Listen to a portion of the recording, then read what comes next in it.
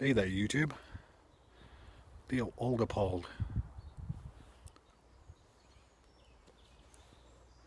Just smoking the last of some Peterson 3Ps. Peterson Perfect Plug.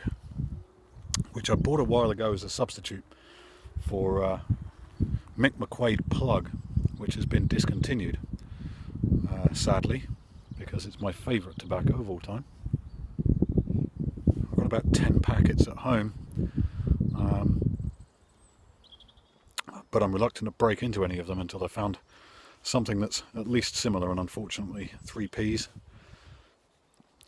not nearly as good.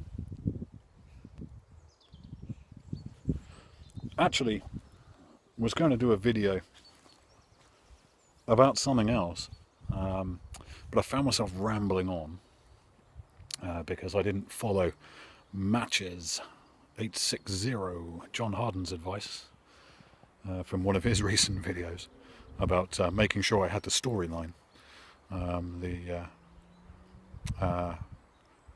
annotated in my mind, so to speak. So I tell you what, I did a 15-minute video and I thought, that's a load of shit. And I've deleted it. And I'm going to talk about something else instead, which I can talk about right off the bat. And it's a forestry winch, I'm afraid. You can see what I'm standing in here is what looks like a bit of a battleground where the trees have lost. And this is a fairly typical example of what happens in a clear-cut system of forestry. If you remember a couple of videos back when I was sitting out in the woods underneath some Douglas fir and things like that, I was talking about the kind of silvicultural system that was under, that particular woodland was under, and this is the end result of it. Basically, you know, a huge great area of Clearfell. Now, this practice has actually sort of been pretty much adopted from the Swedish model of forestry. It's what they do over there, but of course they've got a lot bigger woodland cover than we have. So over here it really doesn't work very well, in my opinion. And it's really just tree farming. Now what you can see behind me there is the standing crop that's immediately adjacent to this huge great area here that's been felled. And if you look at that crop there, that's what we call a brown edge, all of that. And the reason we call it a brown edge is because all of those trees have grown very, very close together, and consequently, because they're so close together, it's very dark underneath. Nothing really grows underneath, and certainly not their own branches. So all of the branches of those trees are up in the higher sort of 1/3 of the canopy, where the light is, where they can photosynthesize and grow. And the problem that causes, of course, is what happens is when you get this sort of Clearfell that's gone on around here, especially is because we're actually facing that direction southwest, which is where our prevailing wind comes from. The wind comes in and it hits a bank of trees like that and it knocks them all flat. Now I can turn around here and show you. You can see that's exactly what's been happening over there. Now this wasn't cut down all that long ago. And we're getting wind blow right the way on both sides of the remaining standing forest. You'd think that when you felled a load of trees like this, it was an opportunity to perhaps take a different approach. Unfortunately, that's not what's going to happen here. This area here has been planted again with Sitka spruce, which is going to grow up to be another entirely even-aged crop of trees, all the same age, very dense. And they'll be harvested again in another 60-70 years, and exactly the same thing will happen as has happened here. Wildlife benefits, this really has nothing. There's really nothing here for anything. This soil is bleak and barren. Nothing is going to grow in it. What's going to happen is these trees are going to grow up. They're going to get to what we call thicket stage, which is where they're really, really dense. You can't punch through it. You can't walk through it or anything else. Especially not with Sitka spruce. It's very, very prickly. and no light is going to get to this surface, this ground at all.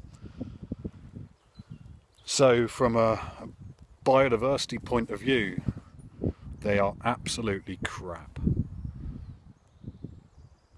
We could have, you know, found ourselves in a situation. If I had been the forester of this particular area, I'd be looking at something like continuous cover, or what the Germans call Plentewald, which is the system that I've talked about a little bit in a previous video, where there's always tree cover on a piece of land like this, where you don't just come in, knock the whole lot flat and then replant, but you retain trees, and those trees act as your seed source for one thing.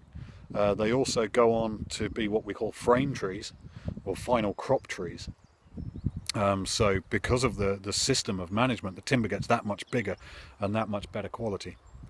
But alas, this is all biomass. This will all, you know, get chipped and burnt, and, you know, maybe turned into spars, and, well, not fencing because it's spruce, and spruce is rubbish for that, but in any case, it's a piece of crap. And I should point out, this is a government forestry plantation, commercial forestry plantation. So it's always disappointing to see this, because you know, when you go to other countries abroad, or in Europe particularly, which have got a much longer and much more sort of integrated system of forestry and woodland management, you really don't see this.